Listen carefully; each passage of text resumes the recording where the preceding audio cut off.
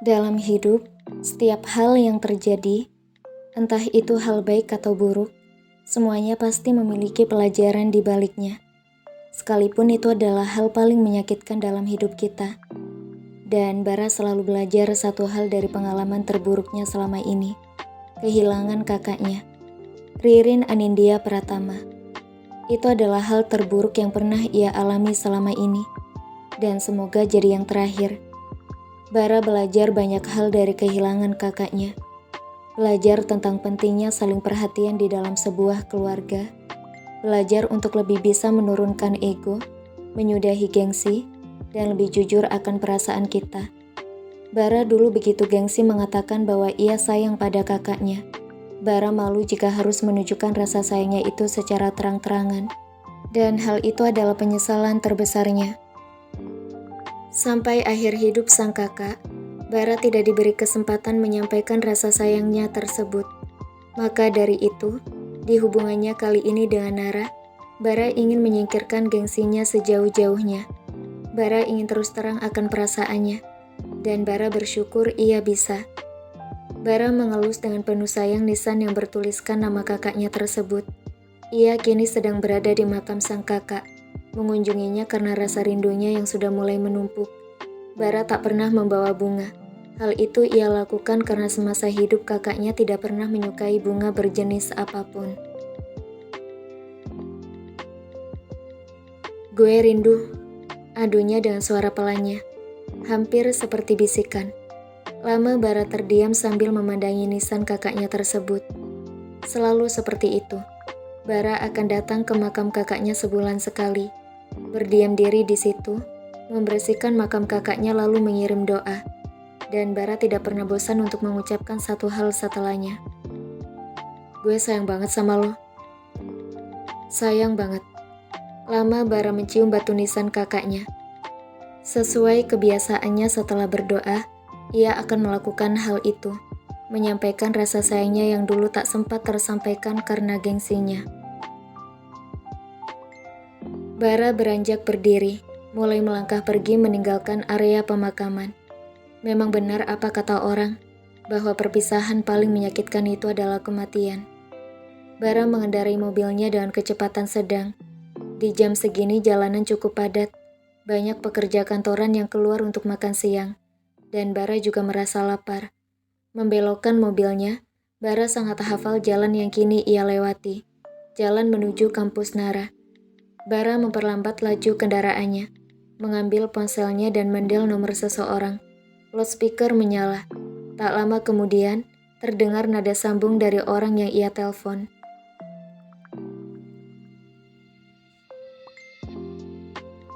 Halo, Assalamualaikum. Sapa orang di seberang sana terlebih dahulu. Waalaikumsalam. Di mana? Tanya Bara to the point. Kampus. Kenapa emang? Sibuk? Gue mau ke sana. Ucap Bara sambil merem mobilnya karena sedikit macet. Enggak sih, lo kesini aja. Assalamualaikum. Bara mematikan sambungan telepon sebelum ada jawaban salam.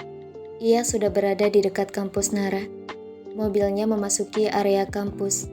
Dengan pelan, ia membawa mobilnya menuju parkiran para dosen. Sesudah terparkir, Bara langsung keluar. Dan itu menyita perhatian beberapa orang yang memang ada di sekitaran sana. Langkah lebar Bara mulai membawanya menuju gedung kampus. Ia tak perlu petunjuk arah, karena dirinya sudah cukup hafal tempat ini. Ada beberapa hal yang tidak ia sukai di tempat ini. Mahasiswinya banyak yang centil, terlalu heboh jika melihat pria tampan. Dan kuping Bara rasanya panas ketika mulut mereka tak henti-hentinya mengoceh mengenai dirinya. Setibanya di depan pintu dengan papan nama Ahmad Zain Ramadan, Bara langsung saja mengetuk. Mendengar kata masuk, Bara tak membuang waktu. Dibukanya pintu tersebut, dan Bara dapat melihat seorang laki-laki yang lebih tua setahun darinya, tengah duduk dengan kacamata bertengger di hidung pria tersebut. Elu Bar, cepet banget nyampe. Zain membuka kacamatanya, menaruh ke tempatnya semula. Pria dengan wajah kearap-arapan itu berjalan menuju sofa yang diduduki Bara. Sibuk? Tanya Bara sambil memandang tumpukan kertas di meja Zain. Ahmad Zain Ramadan, pria kelahiran Indonesia memiliki darah campuran Arab Padang. Dia merupakan sahabat Bara semasa kuliah, dan sampai kini mereka masih menjalin hubungan baik. Zain merupakan salah satu dosen muda di kampus ini, dan laki-laki itu merupakan dosen yang banyak digilai mahasiswi. Dan jangan sampai Nara kecantol pesona Zain. Itulah doa Bara. Gak terlalu, cuma lagi meriksa tugas anak-anak doang. Tumben lo kesini, mau ketemu bini? Tanya Zain menggoda. Bara mendengus. Udah makan siang? Tanyanya mengubah topik. Belum sih, lo? Belum, jawab Bara singkat. Kalau gitu ayolah makan, lapar juga gue. Bara mengangguk. Dua lelaki dewasa itu berdiri dan berjalan keluar. Kantin Business Creation, ucap Bara di sela langkahnya. Zain terkekeh. Bilang aja mau lihat bini, cibir Zain. Bara tak membalas. Ia mulai pusing mendengar suara bising para mahasiswa yang mereka lewati. Bara tahu dirinya dan Zain memang punya visual yang bagus. Tapi tidak bisakah para cewek-cewek itu biasa saja? Tidak perlu selebay itu. Bara ilfil melihatnya. Kamu kenapa sih Nara? Heran Alia. Temannya ini dari tadi tak hentinya senyum-senyum sendiri.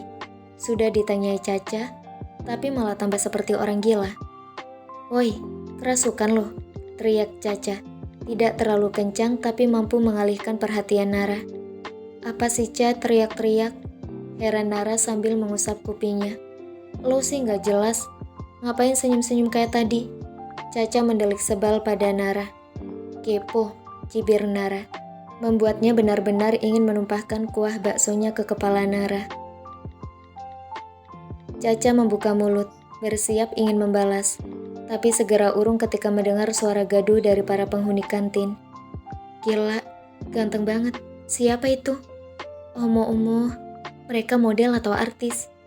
Setahu gue itu Pak Zain, yang mukanya kayak orang Arab. Tapi kalau sebelahnya gak tahu, mana ganteng banget lagi. Itu yang pakai setelan kantor siapa? Pangeran dari mana? Pekikan-pekikan tertahan tersebut membuat Nara dan Alia menolehkan kepala.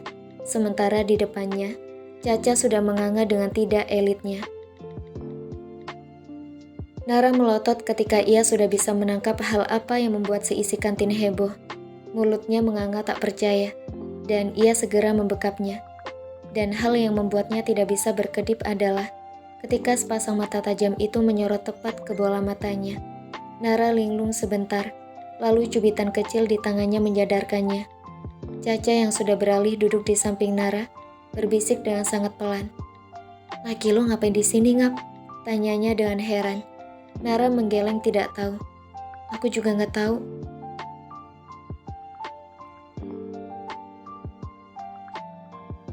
Itu yang di sebelah siapa lagi? Ganteng banget. Caca memekik tertahan.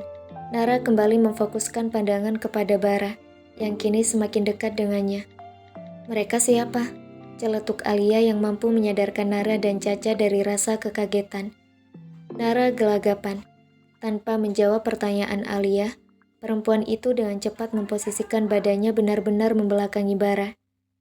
Siapapun bilang kalau ini cuma mimpi. Batin Nara menjerit. Ia tepuk pipinya dan sakit. Nara meringis. Ia tak bermimpi. Dan sialnya, bau parfum Bara begitu terasa di indera penciumannya. Harus gimana ini? Harus gimana? Batin Nara bertanya frustasi. Dan yang lebih membuatnya frustasi lagi adalah saat ia merasakan sebuah tangan besar mengelus kepalanya. Ada pekikan tertahan dari para siswi. Dan Nara rasanya ingin tenggelam saja ke dasar laut begitu tatapannya mendongak dan menemukan Bara tengah memandangnya tanpa ekspresi. Jantung Nara berdegup kencang. Panas dingin rasanya ketika semua mata memandanginya dan Bara. Bara melirik kecil mangkuk mie ayam Nara yang tinggal sedikit. Sudah makannya? Tanya Bara tetap pada posisinya. Nara mengerjap. Udah. Dan ia tidak tahu kenapa bisa segugup ini. Temani saya makan, ucap Bara. Di mana? Nara benar-benar seperti orang bodoh sekarang. Bara menunjuk meja yang sudah diduduki Zain dengan matanya. Nara melihat sebentar. Ia tak berani menatap manapun selain Bara sekarang. Nara mengangguk. Oke. Nara beranjak dari kursinya. Jantungnya makin deg-degan ketika Bara dengan tenang menggenggam tangannya. Sedingin apa tangannya sekarang? Itu yang jadi pertanyaan Nara, karena ia bisa merasakan tangannya benar-benar menghangat ketika Bara menggenggamnya. Bara membawanya berjalan menuju meja yang hanya berjarak 2 meja dari meja Nara sebelumnya. Langkah besar Bara tak menyulitkan Nara, meski ia harus berjalan cepat daripada biasanya. Nara tak tahu siapa yang datang bersama Bara tadi. Yang jelas, laki-laki tersebut terlihat ramah. Zen menyambut kedatangan Nara dan Bara dengan senyuman kecil. Hanya Nara yang membalas, sementara Bara wajahnya tetap datar. Bara sudah mendudukkan diri, dan Nara juga ikut duduk di sebelah Bara. Suaminya itu bahkan dengan santai menarik Nara agar lebih rapat kepadanya. Nara mengerjap, memandang Bara sebentar lalu kembali menunduk.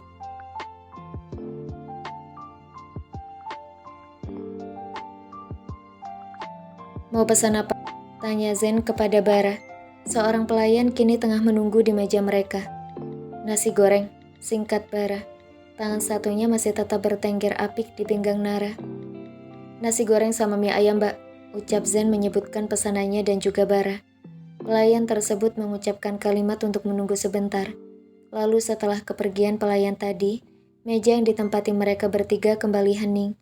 Nara menarik nafas, menghembuskannya perlahan dan memberanikan diri menatap Bara. Kakak, aku bisa ada di sini? Tanya Nara menyuarakan kebingungannya sejak tadi. Bara menatap Nara. Tangannya di bawah sana aktif mengelus lembut pinggang Nara, membuat Nara kegelian. Menemui teman saya, ucapnya sambil merapikan rambut Nara yang beberapa helainya tidak rapi. Dan kamu, sambung Bara dengan tatapan sudah menyorot dalam ke dalam bola mata Nara. Ketahuilah bahwa saat ini jantung Nara tengah jumpalitan. Detaknya tak lagi setenang sebelumnya. Nara tidak tahu kenapa, tapi setiap kali ia mendapati tatapan dalam dari Bara atau berdekatan dan melakukan skinship dengan Bara, jantungnya selalu berdetak di luar batas normal. Apa Nara harus periksa ke dokter? Ia takut terkena serangan jantung jika begini terus-terusan. Zen berdehem. Pesanan sudah datang, ucapnya dengan senyum terpaksa. Lain kali, ia tidak akan mau menemani Bara menemui istrinya lagi di kampus. Sudah cukup kali ini saja pengalamannya melihat kemesraan sahabat sendiri. Ia iri, tidak bohong. Mau? Tawar Bara dengan memegang sendok yang sudah berisi nasi goreng di dalamnya. Nara menggeleng. Udah kenyang? Tolaknya. Bara mengangguk, mulai menyuapkan nasi gorengnya ke dalam mulutnya, karena ia memang sungguh merasa lapar. Nara hanya dia memperhatikan Bara. Nara berkali-kali sadar jika suaminya ini tampan, dan ia sudah berkali-kali juga terpesona. Dek, dek, dek. Sedari tadi, jantung Nara berdetak abnormal semenjak kedatangan Bara yang tiba-tiba. Ditambah lagi, kini ia duduk berdempet dengan Bara, mencium aroma khas suaminya tersebut, membuat jantungnya memompa lebih cepat. Apalagi, saat kilasan kejadian tadi pagi saat Bara mengantarnya kuliah, tepatnya di mobil terlintas, Nara merasa jantungnya benar-benar akan melompat dari tempatnya. Saking kuatnya debaran tersebut.